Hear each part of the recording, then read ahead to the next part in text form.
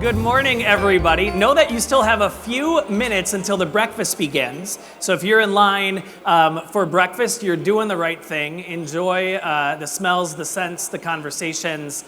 But as we get ready for the 108th meeting of the Good Leadership Breakfast, if you've been here before, you know that we do a lot of polling within the breakfast. So you'll see up on the screen the QR code or the website, www.slido.com, to go ahead and get ready to engage in our polling today.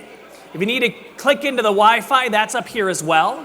But if you're already seated or if you're in line and you can grab your phone, go ahead and get into our morning preparation poll to make sure we're all stretched and ready to pull together today. So you'll see when you either hit the QR code or the website, you'll see our practice poll. Where do you prefer your morning coffee comes from? We'll do some morning coffee music for you for a minute here as you do your poll, and we'll get started in just a moment. All right, everybody, let's take a look at our results from our practice poll. Where do you prefer your morning coffee from? We are in the age of the Keurig, aren't we? 47% coming from your home barista, 47% Starbucks, good old Minnesota Caribou coming in there as well. And those 6% of you who said the Good Leadership Breakfast, you are our favorite people. Thank you for getting your coffee in some of the smallest coffee cups in the state of Minnesota, right here at the Good Leadership Breakfast Metropolitan Ballroom. So as you continue to get your breakfast and settle in, I want to go ahead and thank you for being here this morning. Who's a first-timer at the Good Leadership Breakfast? Hi, friends. Nice to see you. Let's give a round of applause for walking into a big room of people that you may not know yet. It really is a bold act to walk into a room full of people that you don't know. And at the Good Leadership Breakfast, the idea is that when you do this, around the idea that goodness pays, you end up walking out with some connections and some relationships that change the way that the world works. My name is J.C. Lippold. I've been having the honor of co-hosting the breakfast now for a couple of years. I met Paul Botts, founder of Good Leadership, through Aaron Wilkin. Where's Aaron? Aaron's somewhere probably doing something. COO of Good Leadership, because we were both youth directors 20 years ago at the two largest ELCA Lutheran churches in Maple Grove. That little connection 20 years ago led to a lot of relationships that I find here today that I'm so grateful for. That's what you have the opportunity to do this morning. To sit, to talk, to connect, to network, to dream, to plan, and to think that doing that around the idea of goodness is going to change the way that you exist at work and at home. This spring series, we're talking about celebrating the magic of managers, those people who move our work forward. This is the 108th Good Leadership Breakfast, starting off the 15th year of holding space like this. So as we do this, as we come together, we want to make sure that we raise up those people who allow this to happen, those being our sponsors. So as we get things kicked off today, enjoy your breakfast, take a sip of coffee as we watch a video from our title sponsor, Old National Bank. Right now at Old National, we've got this incredible checking offer. Hey. Hi. What? He's here for the checking. I love checking. Okay. You know what? For a bonus that big, fine. Bring on the checking. Oh, it's not that type of checking. You just download the app. Yeah, no, I'm stretching. Where do I sign? Earn up to a $450 bonus when you open a checking account at Old National, official bank of the Big Ten. You know once you've watched a funny video from Old National Bank that it's time to officially call to order the Good Leadership Breakfast. So everybody, give yourselves a round of applause for being here this morning. Listen to the sound that you create together. And now I'd like to go ahead and introduce to you an informed optimist, a contrarian who pushes back on the bad news bias in media, and a wonderful leader within organizational development and effectiveness. The founder and CEO of Good Leadership and the host here of the Good Leadership Breakfast as always, Paul Botts, ladies and gentlemen. Thanks, JC. Yeah, thank you. So this is a very quick reminder. I'm trying to advance my slide here. That we like to refer to ourselves as a dynamic force of good leaders. Well, how's that? There you go. Who are improving the way organizations perform because we know goodness pays. And we appreciate all the people who are coming up here making pre-pandemic references. And it's something like, hey, this kind of feels like before the pandemic. It only took us 4 years to get here from there, so we really appreciate you hanging in there with us and bringing your friends. It's an awesome day. One of the things I've started to do, instead of working the ballroom before this, is I'm sharing ideas about what's new. We already talked about this. So what's new at Good Leadership? I just thought I would just tell all of you at the same time instead of doing it 31 times walking around the ballroom. Last week, I celebrated my 61st birthday.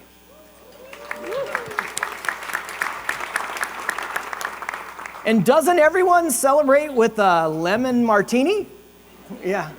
Yeah, a little pineapple there too. That's gonna be a tradition for Melinda and me. Melinda is still down in Arizona. We winter in Arizona now in the northwest part of Phoenix and Glendale. She's taking care of the dog and the cat. I'm flying back this afternoon to take care of the house over the weekend, and then next week we're driving the dog and the cat back here. That's just business. That's the way it works. One other thing that's new is we talked last month and late last year about this accountability research project. Nothing we've touched in 15 years has had the same kind of excitement and energy as trying to figure out what are the secrets to healthy accountability in this new, highly collaborative, hybrid workplace. It's a really interesting, deep topic. We're already making great progress. We had a steering team meeting in February. We're probably rounding first base on the research. I'll talk a little bit more about this later. But what's fun is our president, Kevin, who you're going to meet here in a minute, he was out in Pennsylvania at one of the ESOP conferences, and they're very interested in this subject, and we're really advancing things there, which is exciting. And then what's really fun when you do professional services work is that clients sometimes come and go, and we have a client that's come back to us, and we call those boomerang clients. This is a very successful banking CEO who had a wonderful career, made lots of money, did wonderful things at the national level, retired for a while, and then there was a very high-profile bank failure on the East Coast. And who did they hire to do it? But our friend, the bank CEO, and he called me right away and said, listen, I want to put the band back together. But he said something really intriguing that I decided to share with you today. He said, but this is a warning. These are really no-nonsense people. He said, we're not interested in frosting. I think what he meant by that was like this blue jacket and these purple glasses and discussions about 7F's wheel. He said, what we really need is better cake. And he said, I need you to come out here and talk to us about what have you been doing for the last 10 years to really improve organizations. And so it caused me to literally go back and look at the client objectives for all of our clients over the last 5 years. It was really, really interesting reading. And what I found out is that it was mostly full of frosting, technique-y things. And so those of you who are in HR or in internal performance in your own organization, like finance or things like that, or coaches. I know many of you are coaches. This was a really, really interesting sort of cold water in the face assignment that he gave me. And I had to look at the work that we do differently in order to have a credible story. Because when you do things like what they did, so in order to save this bank, they had to put 7 of them together to create a lending base that would meet the requirements that the government has for banks so that they could literally turn it around. So we're going to help put 7 bank cultures together into one.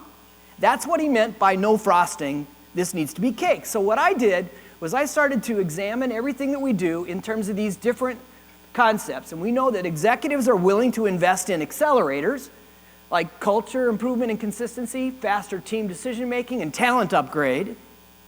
And when you do those things, you typically can move faster, and then what you're looking for is indicators of success. So are we aligned around what we're trying to do? Is our talent ready to do what we need them to do? And can we increase the connection that employees have to customers? And then we can start thinking about results. And every organization I've ever met wants to increase sales, improve quality, and gain market share. And when I sent him this slide, he said, yep, that's all I needed. And so in May, we're going out there to start a conversation with their executive team. And I've been doing this work a long time. I've been in professional services my whole life, 27 years in this space, 15 years with this company. I am so grateful for the frosting and cake conversation that I had with Joseph Otting. And I'm thinking, it's an important thing for us who are coming here to the Good Leadership Breakfast with this idea that we're going to spread goodness. If we're not careful, it sounds like frosting. And so we're going to do everything we can to continue to make the connections. Jeff Augustin, who's our speaker today, is going to be terrific at that. We also have Kevin Sensenig is going to be up here showing you some of the tools that we use to make better cake. So with that, I want to remind you how we're going to do it. We're going to use your phones to collect some data. We use the data we collect from you all in going out there and making better cake. We're going to talk through some tool that we use about how managers leverage their time. Kevin's going to introduce you to that. I'm going to walk us through the 7F's wheel. Then I'm going to introduce Jeff Augustin. We're going to collect some money through the bucket of goodwill. You see those, for those of you who are brand new, start thinking about where you might direct some charity dollars if you win today. And then it's all for the purpose of radiating goodness. So on behalf of everybody at Good Leadership, we're just grateful that you're here. And I want to share with you some data we collected to help set the stage for why we think this discussion is so important. We did some pre-polling. We said, how do managers feel about implementing decisions put forth by senior leadership? What's fascinating is it's wonderful that 34%, a third, are fully confident. But when I look at data like this, I'm like, okay, so that's 66%, 2/3 are stuck in the middle or uncertain. How does that produce a highly effective organization? It's the reason why we chose the theme of celebrating the magic of managers. Because if our managers aren't fully confident they can implement, our organizations are not going to go where we want them to go. So we hope you lean in and pay attention and contribute in ways that are stimulating to you. And with that, I'm going to introduce our first poll. So please pull out your phones. If you didn't do this already, when you take a picture of that QR code, it will send you to the website. And it should have advanced itself to that question. And there are several things that you can reply to, but employees in my organization find joy and positivity in working with their manager. And the scale is something like absolutely to not at all or something like that. Yeah. Mm-hmm. Let's spend some time hearing from a couple of our sponsors who really make the Good Leadership Breakfast come to life. First, I'd love to go ahead and welcome to the stage Megan Remark, COO of Care Group Health Partners, to go ahead and share a little sponsor message. Let's hear it for Megan, everybody.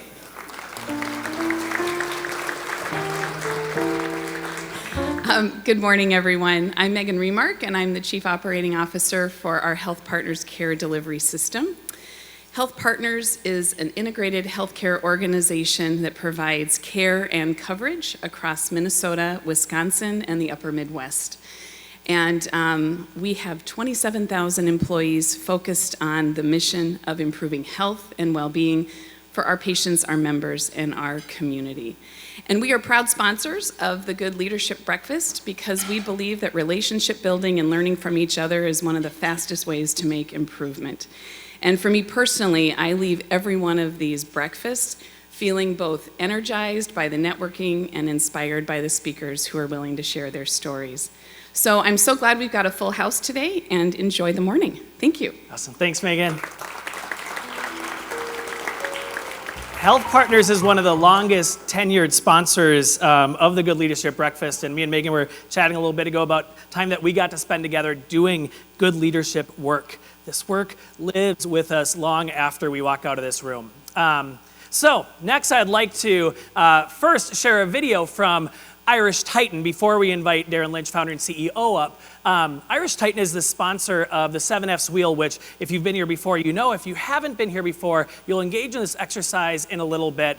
But Darren and Irish Titan are big believers and users of good leadership's tools, including the 7F wheel. So let's go ahead and take a little look at Irish Titan video, and then Darren will come on up. Sláinte. We're Irish Titan. We take our commitment to building and growing e-commerce channels very seriously. For you Simon Sinek fans, we have a golden circle. Our why is business first, online second. Our how is partnerships, not transactions. And our what is building and growing e-commerce channels. Irish Titan has 3 uniques. So if nothing else, please remember these 3 things. First is business first, online second. Second is our Titan only model. And third is our high touch, deep expertise, full service experience. Business first, online second. That's our why, and it means that it's not about bits and bytes or pixels or keywords. It's about how e-commerce amplifies your business strategies. Our Titan only model means that 100% of our work is done by our employees, who we refer to as our Titans. No contractors, freelancers, or offshore resources. And lastly, Irish Titan's high-touch, deep expertise, full-service approach has been offering a white glove, green glove, experience in building and growing e-commerce channels since 2004. Thanks again. Sláinte. All right, everybody, let's welcome the best-looking green suit in the house up, Darren Lynch.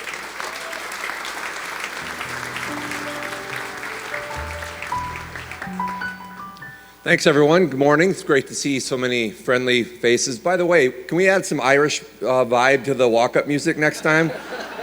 A little fiddle or something?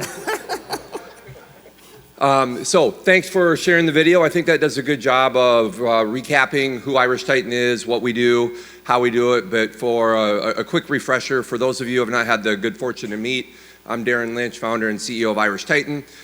We build and grow e-commerce channels. So we build e-commerce sites for our clients, and then we work with them on their ongoing digital marketing, email, paid search, SEO. So if any of you or your friends need anything like that, please send them our way. We're easy to find. We'll make sure to take good care of them. Moving on, I'm fortunate enough to call Paul, Melinda, Kevin, Aaron, Teresa, the whole good leadership team friends. But that's not why Irish Titan proudly supports and works with good leadership. We do that because I feel strongly that they make us better. And I would argue they make all of us in the room better. So Paul and I are sort of 2 sides of the same coin. I might swear a little more. He might golf a whole hell of a lot more. But we both believe in cultures of teamwork, positivity, accountability, and that's helped make us better. The nuggets, the models, the cake, not the frosting, to use that phrase that picked up this morning. I use that. I send nuggets back during this meeting frequently. And we have a number of Titans here this morning voluntarily, which I think reflects on the work that good leadership's doing. So thank you to the team for making us better, making all of us better, for kicking off at least 6 Fridays with a lot of good, and looking forward to the rest of the breakfast. Sláinte. Thanks, Darren.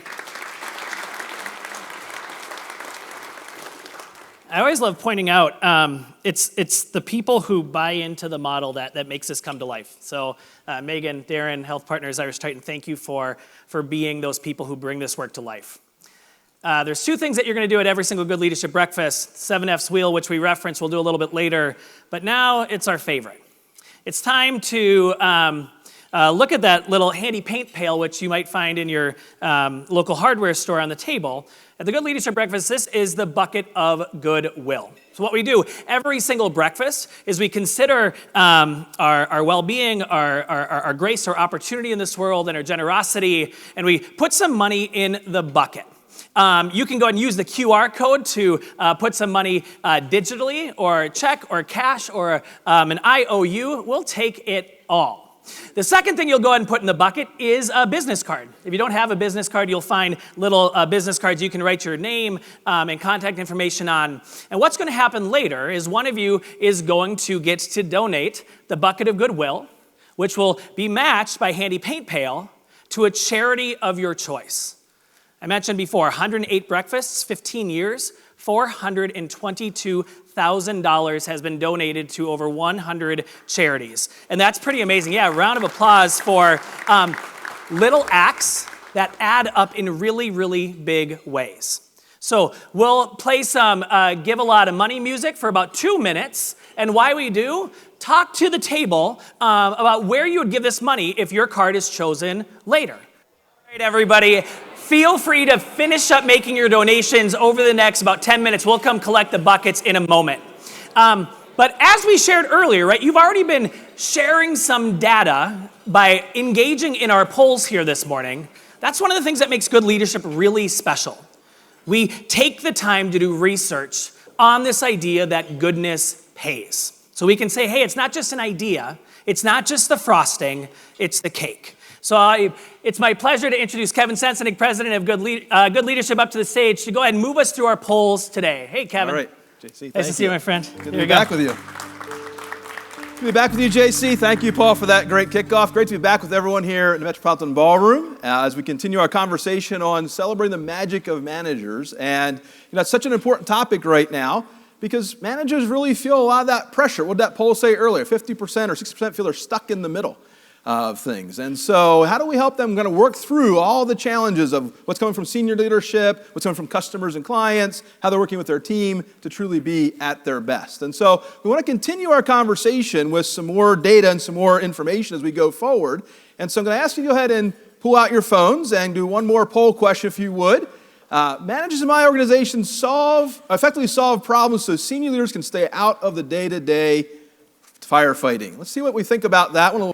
All right, thank you very much, Ben. Appreciate that. So it's really important we think about if managers are dealing with all these other challenges, how do they really stay focused on bringing the best out of their team and being able to help senior leaders really stay focused where they need to stay focused. And so we're going to look at some outside data. What did people outside of this room share with us ahead of time? And we want to thank our research partner, Ambivista. They do a great job of helping us frame these items, find the right participants to participate in the polling, and give us some really good data back. And what we found is about 60% of individuals, they say as a manager's got to do the best they can, right? And some don't do it very effectively at all. And I think that's one of the challenges that managers are facing today. Like they're just trying to keep their head above water every day. And if that's the case, it's very difficult then to really focus on keeping your team feeling like they are excited about what they're doing, finding joy in their work, and being a valuable part of the team. And so let's look at what we said within the room today. So in the room today, what was our polling data on this question? So yeah, about 71% of us here said doing about the best they can. So again, we all see this pressure that our managers are under. And when managers are under that pressure of trying to keep everything going and just stay with it, then sometimes they're not always helping employees find that joy in their work. And we talked earlier about the idea of tying this to healthy accountability. What we're finding in the early research is when people feel that they enjoy the work they find joy in their work, and they believe the team around them is positively helping them to win and thrive, then they're able to seek accountability rather than waiting to be held accountable. And so we want to be talking about today, whether you're in that manager role, feeling that direct pressure, or you're supporting managers in your organization, how do we help managers bring their head up a little bit, not just feel like they're just getting by, but rather feel like they are fully engaging with their team? See, managers don't have to do this on their own. They can do it with their team. So today we want to talk about how can we begin to bring this forward and help them get the most out of that team and environment. So within that, in good leadership, when we work with teams, we talk about the power of what we refer to as the epoxy model, right? Everyone knows what epoxy is, right? 2-part glue. 2 parts by themselves don't do really anything, but you mix them together and what happens? It creates a really strong, with concrete-like bond. It's almost unbreakable. We believe the same thing happens in teams. When we blend together the structural integrity of the team with the relational capital in the team, now you have that very strong form bonding, and that's kind of the epoxy of building good teams. It allows managers now to have a team that supports them rather than having to do it all on their own. So before I move forward with that, just think for a moment. When you think about working in a team, on a team, or leading a team, do you lean more into your structural capability or your relational capability? Are you more relational or more structural in how you approach teams? We're going to come back to that in just a moment. And so when we think about that piece, we put it into what we refer to as our team momentum model. Some of you may be familiar with this, but let me just kind of highlight that briefly, get it all back fresh into our mind today. So the elements on the outside of the model here, around this outside circle, are what we call the structural elements, or the structural components of the model. The compelling plan, the clear roles and responsibilities, transparent decision-making, disciplined follow-through. When those are intact, now we have the structural integrity that allows a team to build plans, move ideas forward, and really work together well. Then on the inside of the model are what we refer to as the relational components, the blend of benefits and shared commitments. So let me just define those a little bit so we have clarity around what we mean by them, and then we'll do some exercise and work around them. So we start at the top here with the compelling plan piece. Compelling plans are when people feel they've given input to it, they see themselves as part of it, and they believe when they contribute well to that plan that we will win and thrive together. And so this idea, it's more than just having a plan, it's a compelling plan I feel really connected to. Clear roles and responsibilities follow that, because now I have to know where I fit and why I might matter, and where you fit and where you matter. And if we can get that very clear, now we can work together much more effectively. And now as a manager, I'm not worried about, does everyone do what they need to do? The team is helping to drive that forward, because there's clear roles and responsibilities.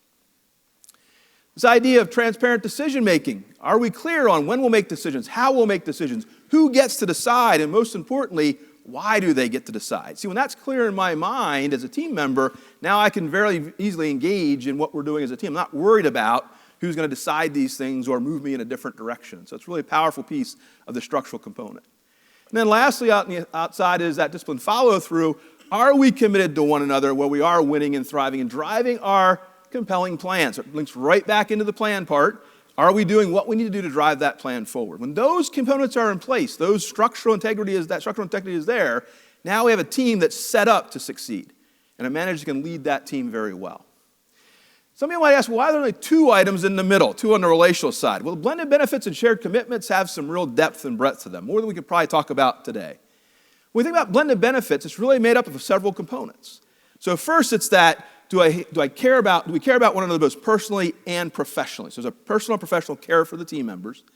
But below that, and supporting that, is this idea that I'm contributing and I grow by being on the team, and other people can grow and contribute by being on the team. And so that's that blended benefits part, that we get along well, we connect well, and we grow and develop one another as we go forward. And then on the shared commitment side, it's more than just do we all think we are excited about what we're doing, it's do I have that individual sense of commitment to each team member? Do we build that individual sharing of commitment to one another? Do we have commitment as a team to that bigger plan? And do we execute in a way that we can be committed to other teams in the organization? So we have shared commitments across teams. Now teams become very powerful. And so as managers, when managers are out trying to drive different teams in different ways, it can be very exhausting and confusing. When we have a model such as this that's consistently applied in an organization, now managers can really focus on what they do best to help people find joy in their work and feel that they're contributing and winning together, rather than worrying about how we're going to manage the team activity and process. You will notice on the outside of the model we have the communication and trust elements, because we believe these are outputs or outcomes of really strong teams. See, when we have the structural integrity there, now there's things to communicate about. We can talk about the plan, we can talk about our roles, we can talk about our decisions, we can talk about our progress. So now it helps strengthen communication. You can't come into a team and say, let's communicate more, if there's nothing to really communicate about. So the structural integrity builds that sense of an outcome of really strong communication. And then you also see trust there, and we believe that again, trust is an output of a good team, because when we have those relational components in place, we're growing together, we're working together, we're building shared commitments. Now I can build trust, extend trust, and have trust across teams in the organization. So kind of why we have those 2 components on the outside of the model versus the inside of the model. So I wanted to highlight that briefly so you had that picture in your mind. If you would then, in your table handout, bring out your My Team Leadership Planning tool. I'm going to actually spend a little bit of time thinking about this particular model, how that looks for you, where you can apply this best for your own team, for teams around you, and in your organization to help your managers be at their best. So let's take a look at that piece a little bit. What you're going to see is some little boxes here on the outside of each of the components. We ask you first to look at all 6 of the components and put a 1 in the box that you suggest or you believe reflects your highest area of strength in the model. Put a 1 in the area you say, my highest area of strength in this model is in this one area. And once you have your 1 in there, go ahead and finish out the other boxes 2 through 6. Not 1A, 1B, 1C, 2 through 6. Okay? Make it a hierarchy here for yourself. Now, I'd ask you earlier when I introduced the epoxy model, do you lead more with your relational capital or more with your structural integrity? Now that you've completed this little self-assessment, does that support your belief or does it maybe change your thinking? Do you say, well, I thought I was very relational, but I look at this model and the structural things are rated the most high? Or I thought I was very structural, but the relational parts are rated most high. Give yourself some time to think about that. And on the side of the page, or number 2, go ahead and circle which one you believe best truly represents your team leadership and your team management role. The last thing I'm going to ask you to do in this page for now is to look at that third item there on the left-hand side of the page. And it says, which of the 6 elements, when improved, will deliver the biggest impact on performance of your team? Which one do you look at? Just circle one that you would say, if I put more energy and time into that one, our team can be more successful. Or maybe if you're thinking about your managers, if I put more time and energy into that component, that element, I think I can help our managers be more effective. Where do you think you could begin to really drive better results with your managers? Which one of those could you really strengthen in your organization?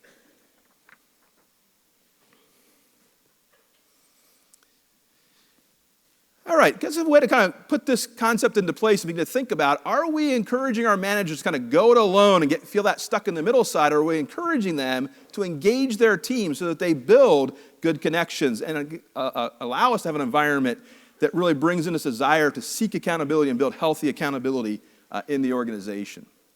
So I'm going to give you just a few moments at the table to turn to 1 or 2 people beside you and talk about a couple of key things. Reflect on what you just did in the My Leadership Team Planning tool. Talk about 2 things. Explore how you feel about this model. How could it really help you drive more manager consistency in your organization? And then secondly, identify some specific situations where you could use this strategy, this approach, to improve healthy accountability in your team and in your organization. So as I was walking around, JC was out listening a little bit as well. So JC, what were you hearing as you walked through the audience today?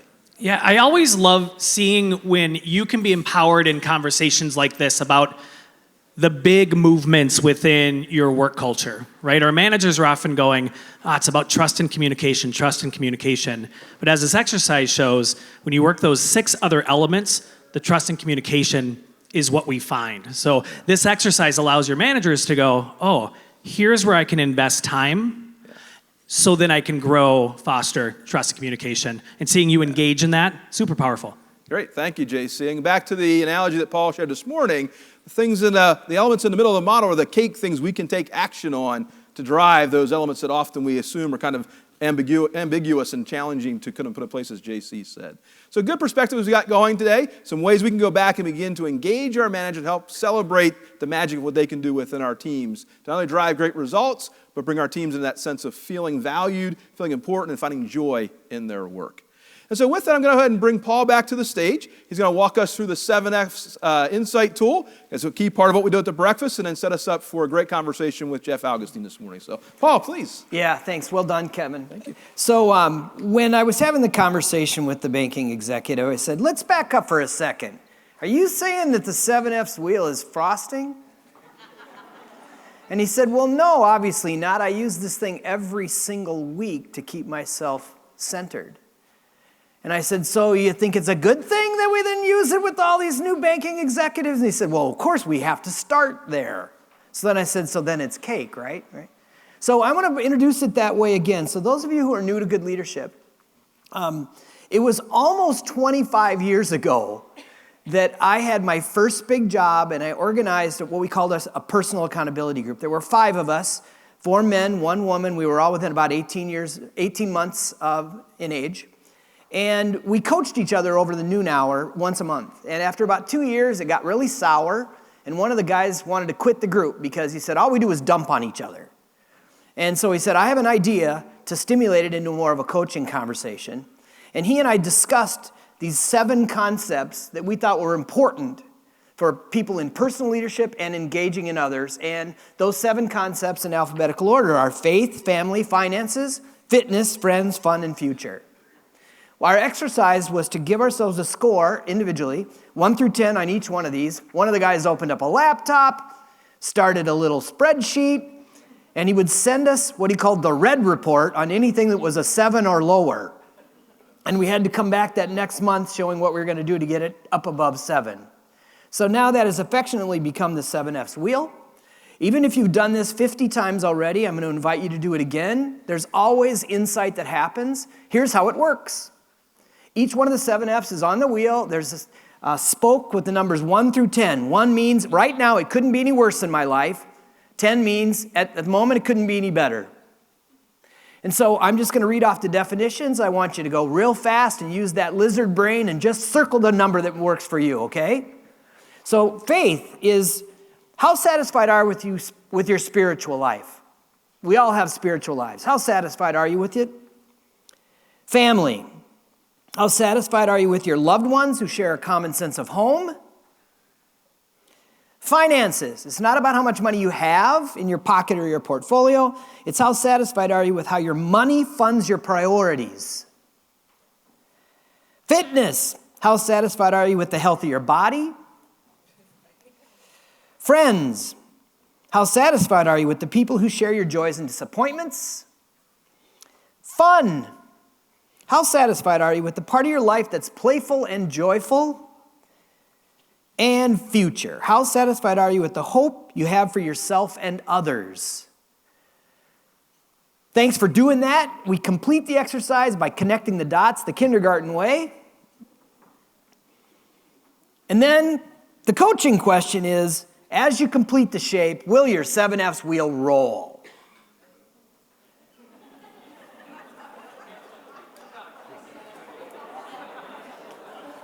There's always someone, isn't there?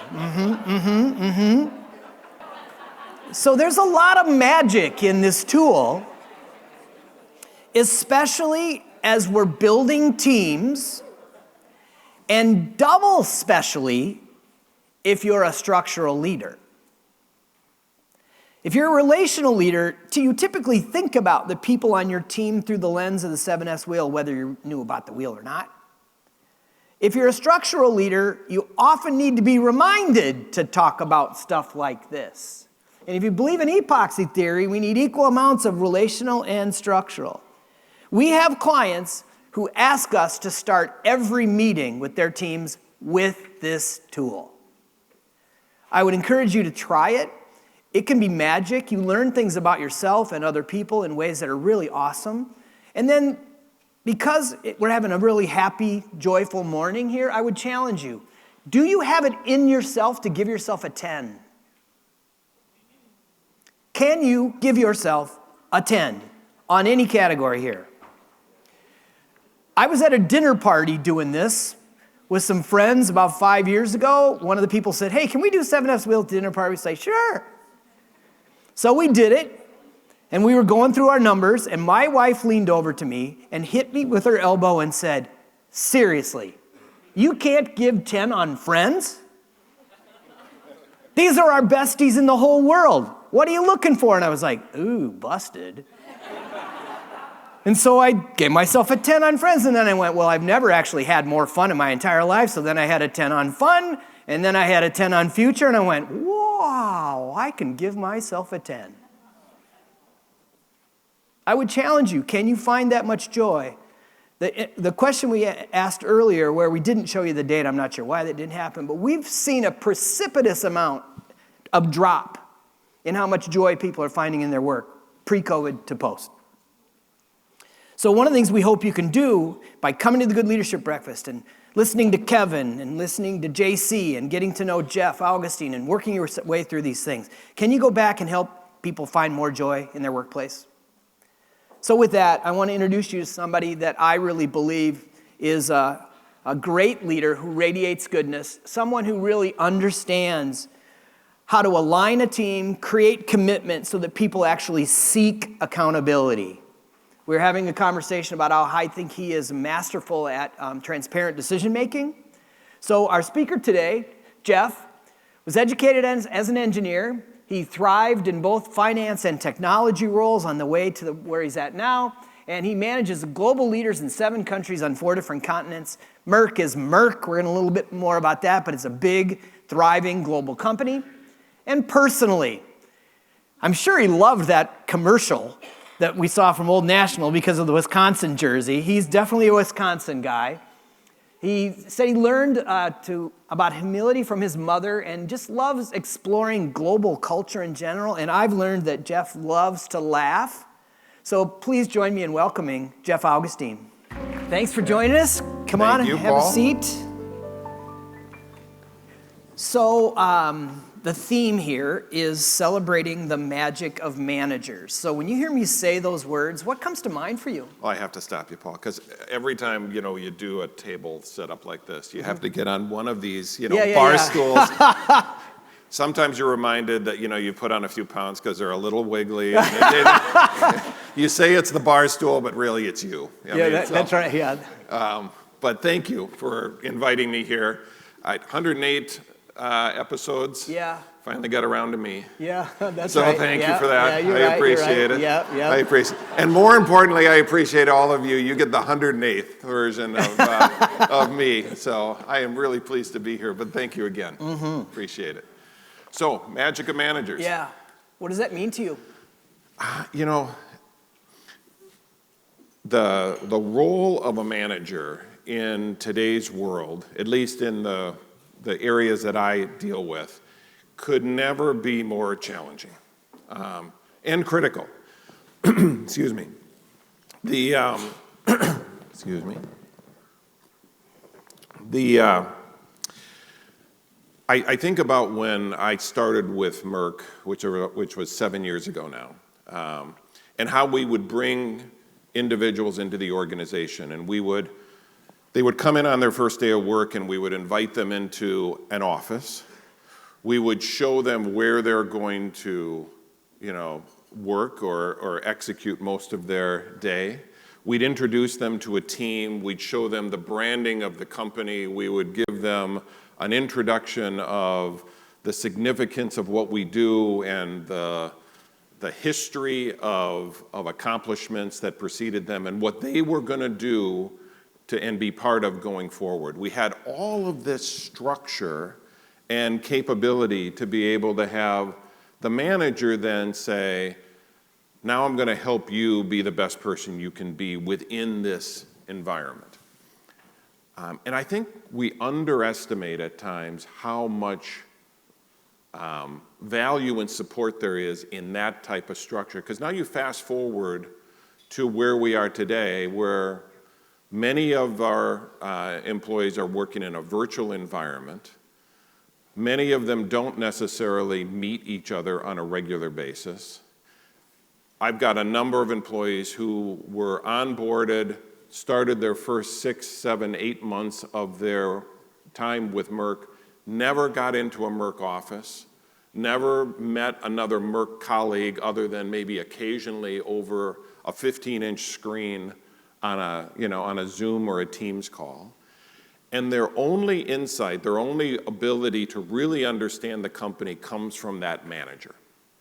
That manager has to create the environment of here's the importance of what you're doing.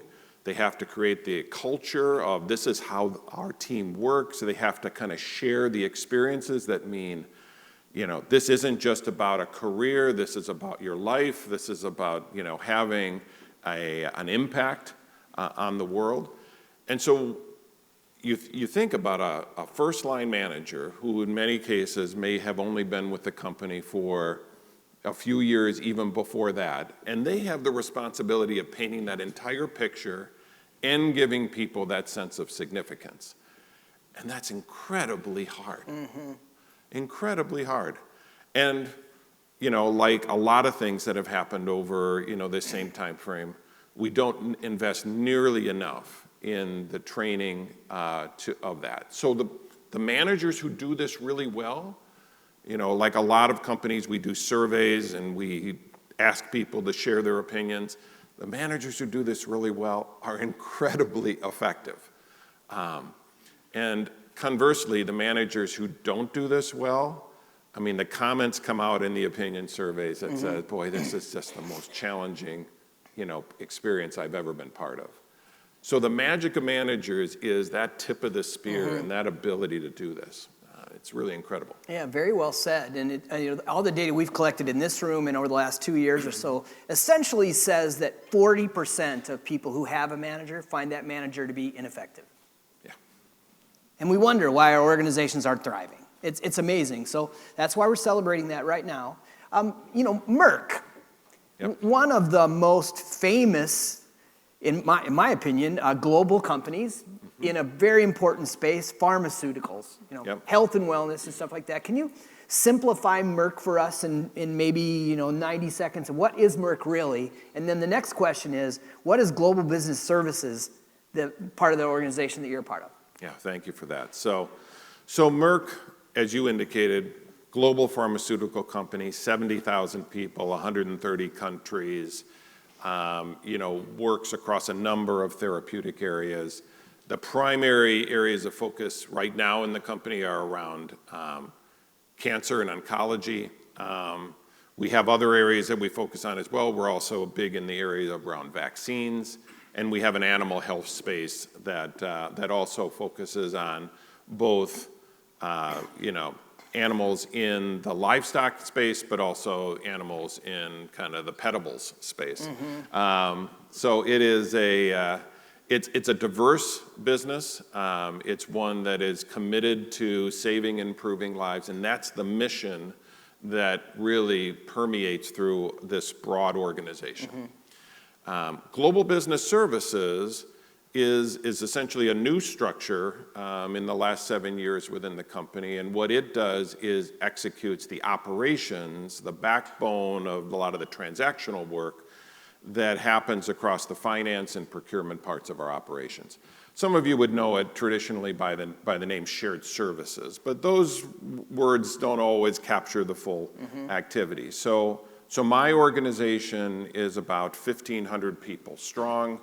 The majority of those people work either in San Jose, Costa Rica, or Prague in the Czech Republic, or in Kuala Lumpur in Malaysia, but then I've got other subject matter experts that work around the globe. Yeah, and when we get to do team retreats with you guys, we go to those places, which is amazing, and the commitment that Merck has to, I'll just call it global understanding.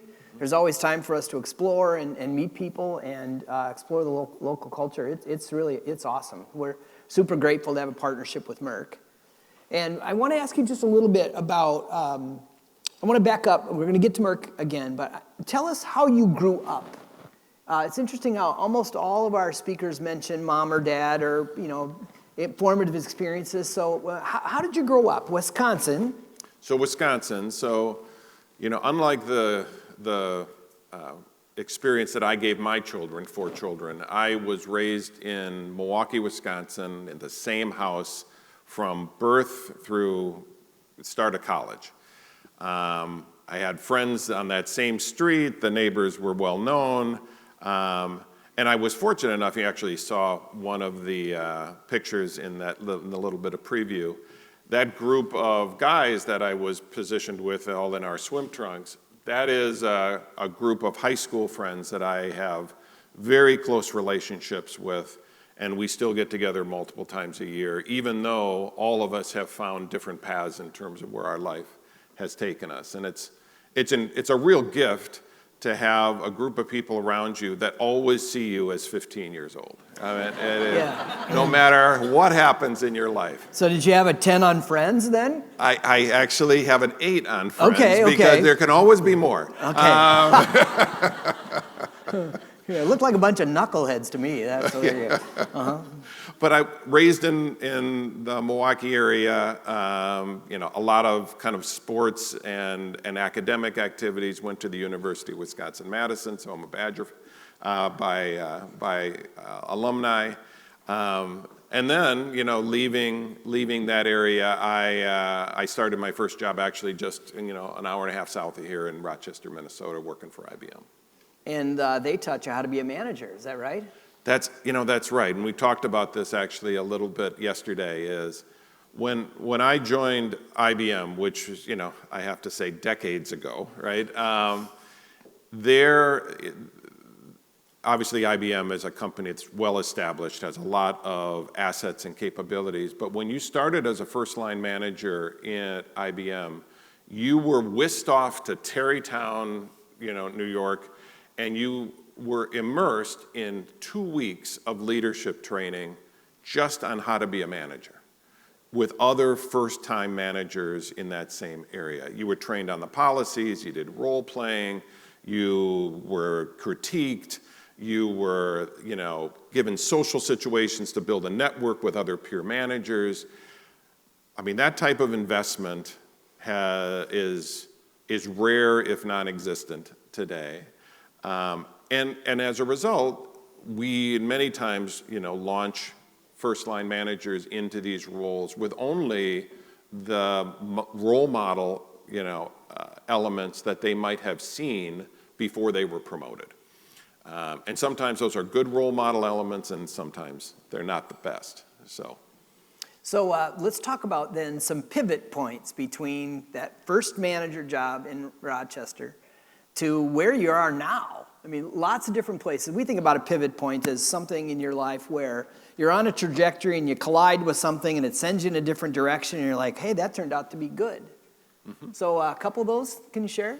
Yeah, so the pivot points for me all have a theme of kind of stepping in a little bit to the unknown.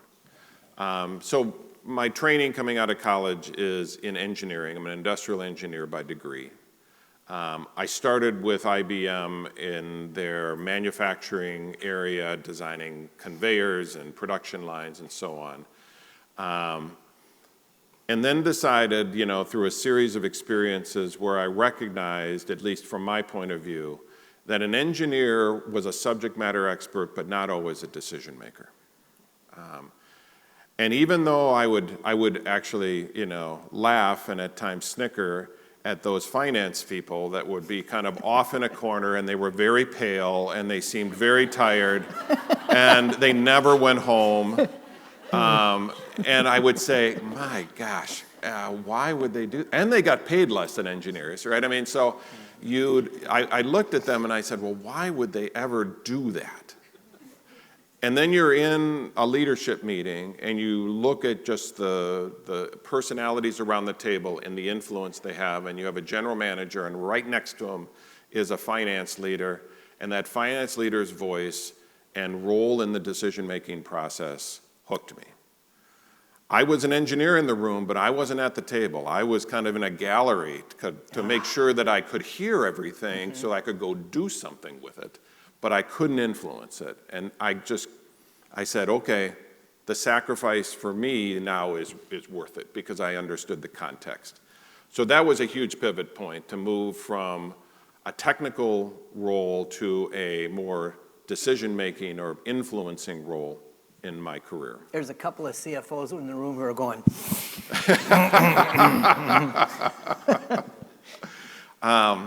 Second pivot point was a dozen years into my career. I'm in Connecticut, still working for IBM, and have a choice to say, do I think about my entire career with one great company? Or do I now start thinking about, okay, how do you actually change your perspective and get other opportunities maybe in front of you? So I started looking, not because I was dissatisfied with IBM, but I just thought there was something more. And at that point, took an opportunity, still within finance at that stage, to join a company called Allied Signal, which ultimately was merged with Honeywell, in their aerospace business. Completely different than computers, completely different part of the country. I moved from Connecticut to Los Angeles, took my family along with, positive and negatives in that. And it opened up my eyes to a completely different way of running a business, a completely different way of thinking about priorities, dynamics in an industry. And it gave me then confidence that my skills, regardless of what the environment was that I was put in, I could find a way to add value. And so that was a huge pivot point and kind of confidence element for me, and one that I think about a lot when I talk to other individuals who are trying to figure out, the path of their career. So big global businesses, and you Yep. and I met, we literally did a 7Fs exercise when you were integrating some new people at Johnson Controls in Milwaukee, and we had a very large Chinese contingent in that meeting. Yes. And we were nervous as could be doing a 7Fs wheel exercise with the Chinese. You remember how that worked out? Yeah, I mean, this is, So a couple stages further down in my career experience, I'm now in information technology. Now, you could have the conversation about why you would go from engineering to finance. I've explained that. Why you would ever go from finance to information technology is just asking for, you must just love persecution or something along that line. Yeah. Because it can be a very thankless job. But I was asked to move out of my finance leadership role and then lead an enterprise-wide SAP program at Johnson Controls. Yeah, and I heard, The only advice, that I got from one of my fellow leaders was say, know what your exit path is going to be, because you do not want to, be crushed under the weight of this program. Turns out it was probably the most transformational leadership experience I've ever had in terms of managing a whole set of individuals who I was not a subject matter expert of, but still had to get to a business outcome that made sense. And so as Paul is indicating, one of the experiments we did is we wanted to change the way we think about influencing a global operation on one of these programs. And I tell the story that says usually when we run on these programs, we start in the US with all of this momentum and gusto and bravado and ambition, and we implement something pretty impactful, and then we get to Europe and say, you look a lot like the people in the US. Can't you just use the exact same solution? Just come over and spend some more time with us. You'll realize how good this is. And so we go over there and we meet the resistance that says, no. There was a reason that you guys left the continent to go over there and do something on your own. And so we modify and we change and we adjust. And we make all the compromises and we say, we're done compromising.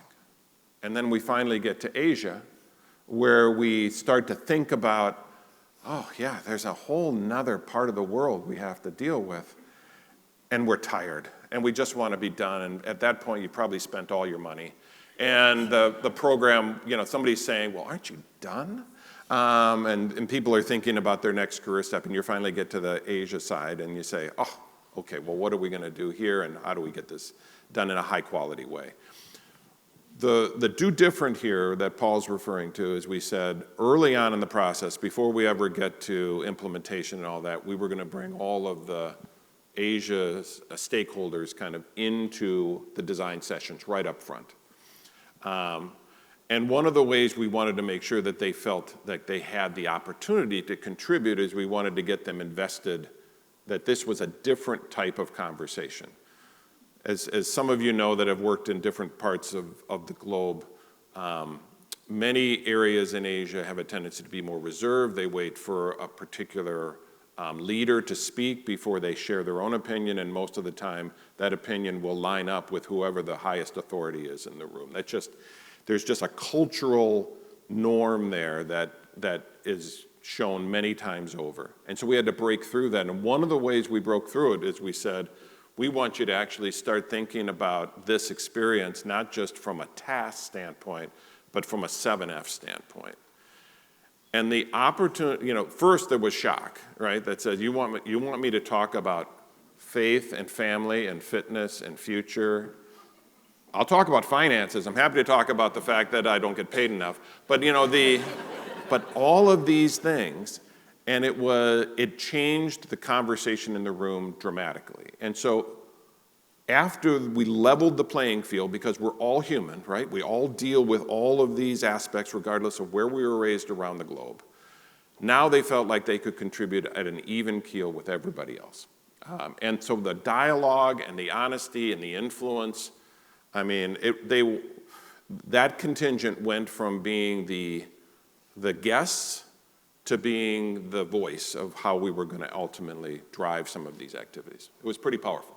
Yeah, and I remember being super excited and just overwhelmingly nervous because we knew it was an experiment. Mm-hmm. And Well, especially because of the frosting and cake conversation, I want to make sure we can talk about that. So you have managers inside this organization of GBS where all these 1,500 people are tied together by. What do you expect from them in terms of manager consistency? You know, it is, from a consistency standpoint, we expect transparency, we expect alignment, we expect the ability to communicate priorities, consistent priorities. Yet we also understand that every one of these managers, and the way we're structured, a manager in San Jose, Costa Rica could very well be managing a global operation with resources in the Czech Republic and resources in Malaysia or elsewhere in the world. So we stretch them not only to manage the local aspects of their responsibility and the cultures, but they have to be able to manage across these locations and at times the infrequency of connecting. So we expect that there's going to be this consistency. And the real pressure that puts on is now not so much at the manager level, but it goes to the leadership level. So the leaders have to understand not only what our purpose is, but the why. Because if you don't understand, in my philosophy, if you don't understand the why, there is no rule book thick enough out there to give you all the variations of the questions and directions that you're going to hit. But if you understand the why, then you can live within the principles and the guardrails that those why questions answer for you. And you can get alignment even in diverse situations across diverse cultures with responsibilities that might be varied from place to place to place. Mm-hmm. So one of your direct reports, Steve Gordon, who's also a past speaker at the Good Leadership Breakfast Forum. Sorry he came before you. You know? Just is what it is. He is on the steering team for the Healthy Accountability Research Project. That's right. So I want to ask you, how do you think about healthy accountability in the context of what you're trying to do at Merck? I think about it in a couple of ways, Paul. First, we've got an ongoing theme right now in our kind of Merck leadership team where we're talking about workload and fatigue and burnout and transparency and just, the difficulty that in some situations we're having where people can't separate their personal life from their professional life. These are all real things. I'm not going to discount any of them. But part of the conversation in terms of solving that is around, well, how do we ease the pressure? How do we add resources? How do we change the process? How do we attack the pain points? And a pivot on that conversation is, do we have a workload problem or do we have an inspiration problem?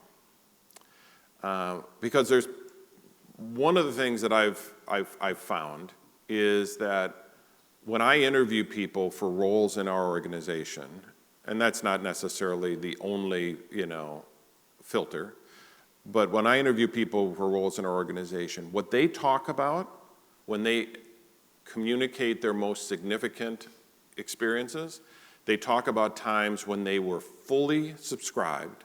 Mm-hmm. They talk about times when they were doing meaningful work that was highly appreciated, highly significant. And in many cases, they talk about the accomplishments breaking through barriers and requiring a level of extra effort that they didn't think that they had. So if the most satisfying experiences that you can give an employee or an organization are the ones that fully consume them and allow them to be truly challenged with meaningful work, then there's part of me that says, I don't know that we have a workload problem. We have an inspiration, significance, work type problem, right?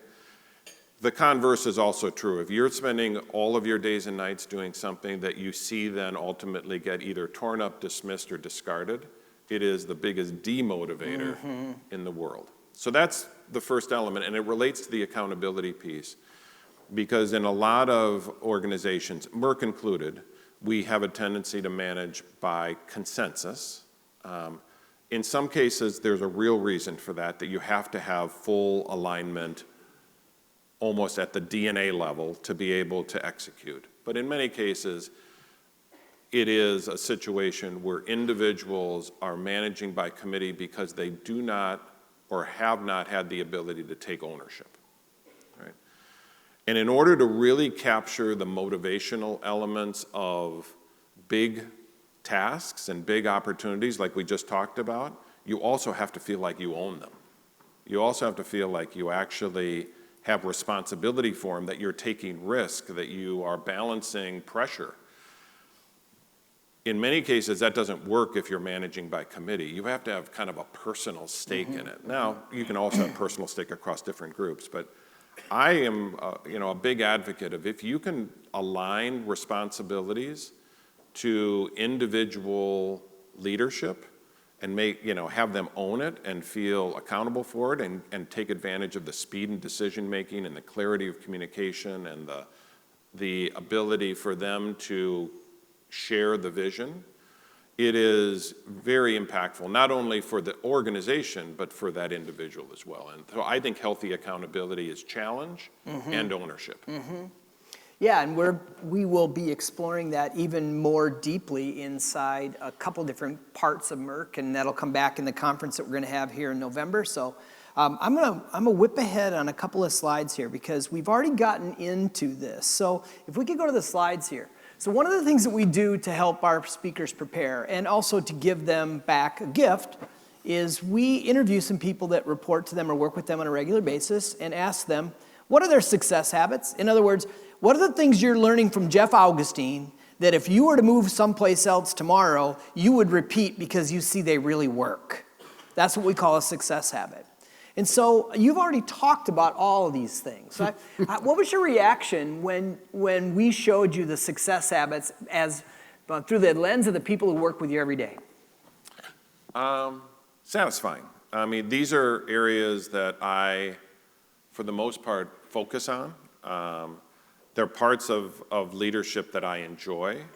I think this area of either creating a vision or communicating a vision can be really powerful, and something that, especially if you have the opportunity to do it in front of an audience, you can see the light bulbs go on, and that is energizing for me and for many others. So I think that is an element. I'm a big believer in context. I like the idea of enterprise and team type objectives. One thing I'll mention to you, because I was thinking about this team first element. When an organization gives goals, right? And now I'm speaking probably as someone who has a finance bias, because that's been a big piece of my career. I challenge that there is no organization out there that knows how to give objectives that are 100% aligned, connected. I mean, I'll give you a budget that will be inconsistent with the operating goals, that will be inconsistent with the talent that you might have, that might be inconsistent with the time frame that I've given you to do it. Those flaws in the system are realities, right? So one of the things that I challenge my team with is you have to decide which of those dimensions you're going to break. Because if you don't break any of them, there is no way you're going to succeed. So regularly we'll have a conversation that says, in order for the enterprise to get the value out of this work, or the team to get the value out of this work, I need to be able to spend this much more money, or I need to be able to hire this person, or I need to be able to move this operation from here to here.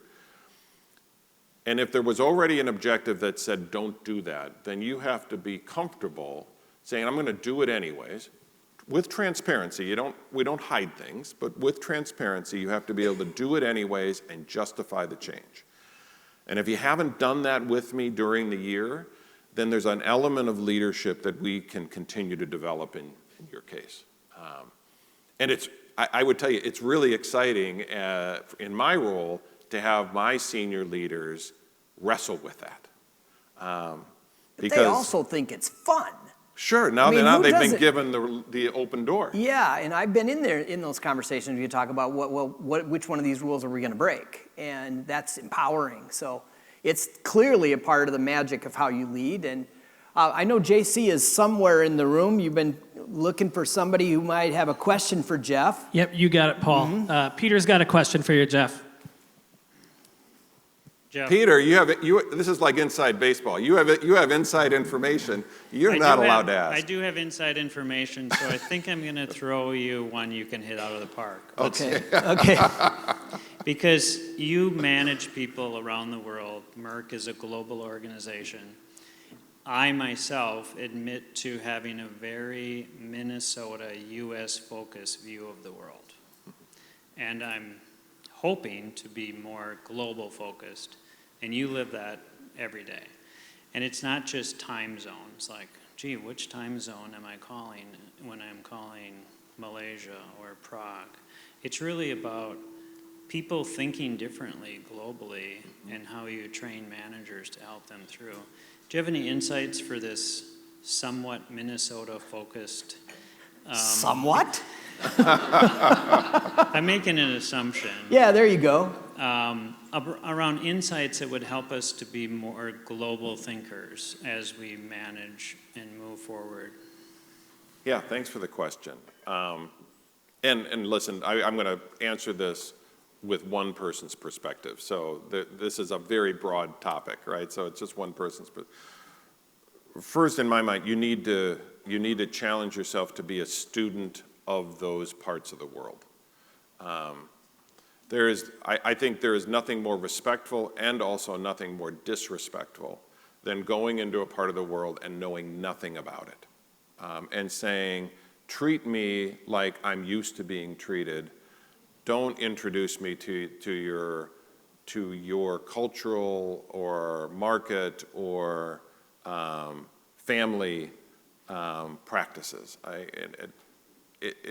I don't think we would do that to our neighbors, whether, down the street, and we shouldn't feel that we have the permission to do that if we're traveling and being around the globe.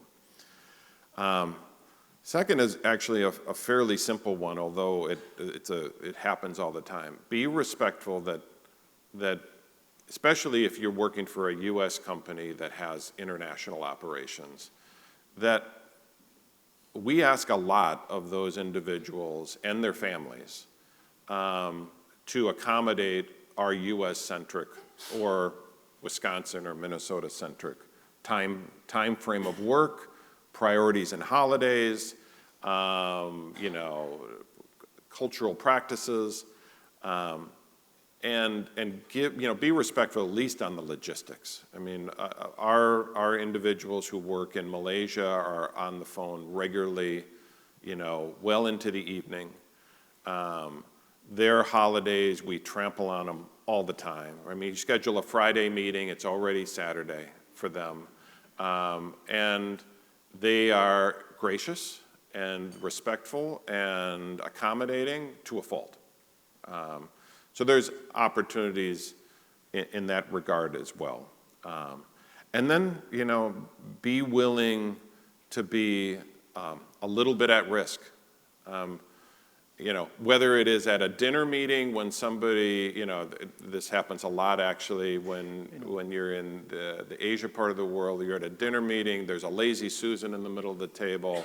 It's got all kinds of food you've never seen before.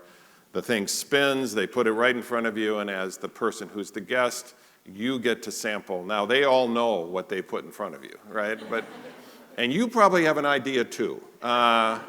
But you just gotta have to lean into it. And if you can just break down a few of those barriers and show that you're a person, not a role, not a title, it's a wonderful experience and really enriching. I'm laughing because my first experience with that had to do with alcohol. Oh. With the Japanese. Oh, my word. Oh, my word. God. Well. So let's conclude the interview part here with the question that we've been asking consistently for about 10 years now. I'm trying to get this to move. So How do you know for sure that goodness pays for you and your leadership? So this is, I believe in it philosophically, but I know that's not what you're necessarily asking. But I've seen it in practice. When we talked about this IT program that I had the opportunity to lead, Paul and I mentioned that this was going to be a rough road, that people were going to feel at times discouraged, that there wasn't going to be a tremendous amount of thanks at different stages of the program, and that if it became all about the outcome, the completion of the program, the task result, that we had failed. Because people were going to devote years of their life to this objective. And so then it became about the journey. And how do we make the journey fulfilling for people, whether they decided to stay part of that journey the entire time, or whether they came in and left, or they came in partway through.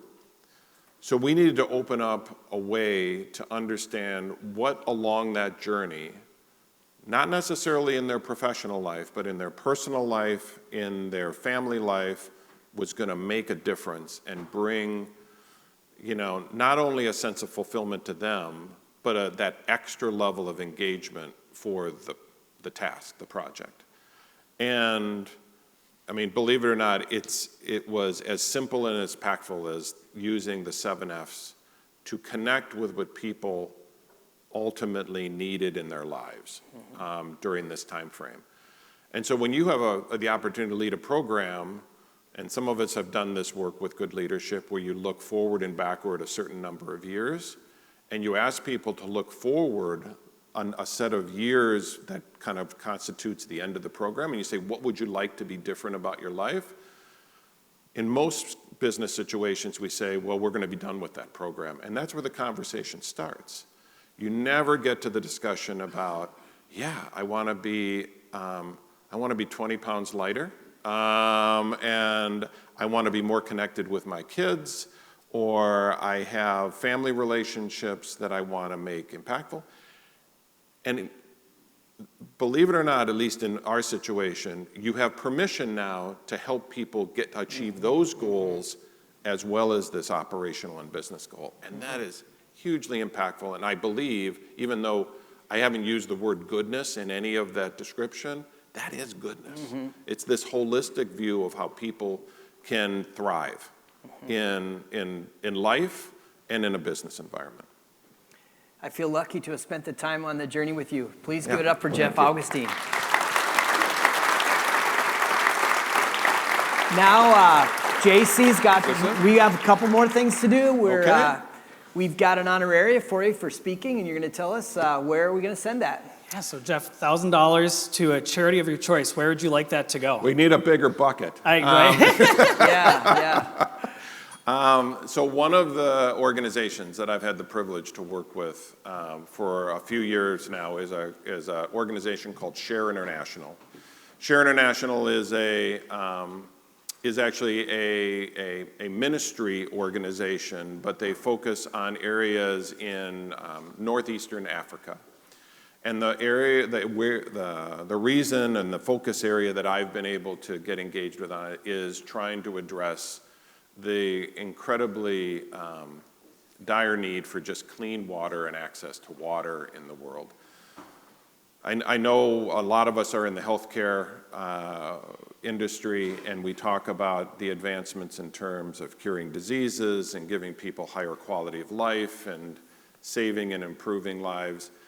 But we have an environment where more than 2 billion people in the world do not have access to clean water.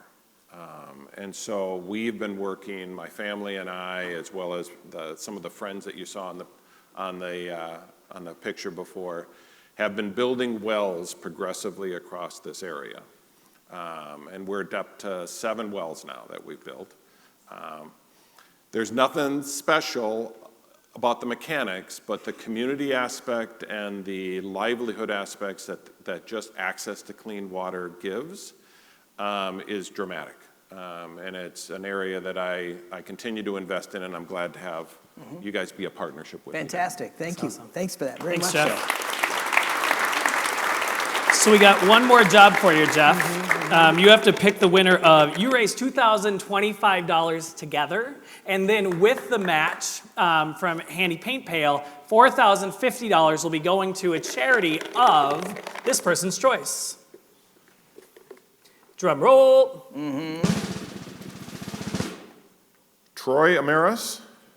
Troy Right Amaris. there. Troy, come on up. All right. Newly back to the breakfast. Yeah. There you go.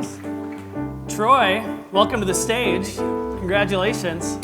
Troy, tell us about yourself. Who are you? Where do you work? And then where would you like to give the $4,050 to? Wow. My name is Troy Amaris. Live in the Minneapolis area. Been consulting the last 5 years. Blessed to be here. I have the honor of sitting on the board locally with the American Red Cross Minnesota and Dakotas region, and would love for those dollars to go directly there. Perfect. Sounds Fantastic. good. Thanks, Troy. Thank you so much. Congratulations. Yeah. We'll have you come back up in a little bit, state picture. Good. So now you're done, Jeff. Thank you, Paul. You're welcome. You're welcome. You're welcome. So as we head for home here today, I just want to talk a little bit about our excitement for the accountability research, and we're still asking for your help. We're tackling a subject that has really captured the imagination of our clients. You heard that Merck is a part of this, many of you in the room already. We're doing a very deep and wide research project, and we're going to connect healthy accountability to this slide again that we talked earlier. And it was because it was on that phone call that our client said, hey, we can't turn this bank around for the American people who actually are going to be on the hook if the thing fails, unless we have people and leaders who seek accountability and actually like it. So they're participating and going to help us, and we're looking for another couple of dozen organizations who are willing to let us do some interviews inside the organization. We're talking mid to large size, 3 different layers of management. All we have to do is 3 interviews, one at the C-suite, one at a team leader, one at an individual contributor level, and then survey 60 employees or more. We're going to toss that all into a very large database that we will actually compare against a broad-based survey we're going to do across American companies. We'll end up with about 3,000 people that participate in that survey. And then we will turn that into a conference that happens in November 22nd in this room. And I can tell you that we're already filling up for that conference, and so you'll get information about how to participate in that.